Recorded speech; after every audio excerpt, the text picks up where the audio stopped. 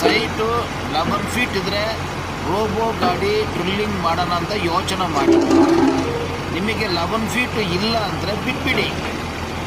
ಸುಮ್ಮನೆ ಬೀಮ್ ಹೊಡೆದ್ಬಿಟ್ಟು ಅದು ಹೊಡೆದ್ಬಿಟ್ಟು ಇದು ಹೊಡೆದ್ಬಿಟ್ಟು ಕರೆಕ್ಟಾಗಿ ಯಾರು ಪಾಯಿಂಟ್ ಕೊಟ್ಟಿದ್ದಾರೆ ಗೊತ್ತಿಲ್ಲ, ಯಾರೋ ಒಬ್ಬರು ಪಾಯಿಂಟ್ ಕೊಟ್ಬಿಡ್ತಾರೆ. ನಮ್ದು ಹಂಗಿಲ್ಲ.